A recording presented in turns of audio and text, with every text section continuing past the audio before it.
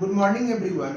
आज हम bank reconciliation statement के कॉन्सेप्ट पर फोकस करेंगे, ठीक है ना। देखिए, बैंक रिकॉन्सिलिएशन स्टेटमेंट में एक होता है आपका कैश बुक, यानी का कैश बुक, और ये हो गया आपका पासबुक। देखिए, कैश बुक जो होता है, ये जो कैश बुक हुआ, ये एक बिजनेसमैन बनाता है, ठीक है ना। ये कैश बुक हुआ एक बिजनेसमैन के द्वारा बनाया जाता है। जो भी पैसा आता है वो कैश बुक के डेबिट साइड में, यानी ये साइड, ये डेबिट साइड यानी यहाँ पर होता है, यानी रिसिट, इसको रिसिट साइड भी बोल सकते हैं, ठीक है ना। और जो भी पैसा पेमेंट होता है बिजनेस के द्वारा, उसको क्रेडिट साइड यानी पेमेंट साइड में, ठीक है। अब ये ध्यान देखना होगा कि कैश बुक का जो फेवरेबल बैलेंस है यानी पॉजिटिव बैलेंस, वो हमेशा डेबिट होता है, ठीक है ना। और कैश बुक का जो भी अनफेवरेबल बैलेंस यानी जो नेगेटिव बैलेंस होता है वो क्रेडिट होता है। ये क्लियर है। ये बिजनेसमैन को द्वारा बनाया जाता है। और जो पासबुक होता है, इसमें एंट्री बैंक करता है। हम लोग के पास पासबुक रहता है लेकिन उसमें एंट्री बैंक करता है।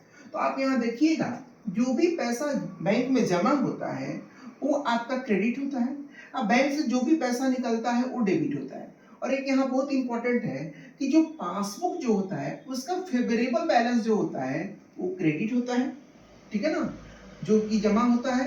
अब पासबुक का जो भी अनफेवरेबल बैलेंस होता है वो डेबिट होता है। यहाँ पर बहुत इंपॉर्टेंट है। अब कंपेयर क्या करना होता है कि कैश बुक और पासबुक में कंपेयर करना होता है, ये डिफरेंस ना हो।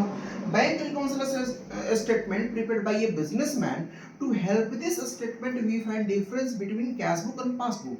कैश बुक और पासबुक में होने वाले डिफरेंस को दूर करने के लिए बनाया जाता है।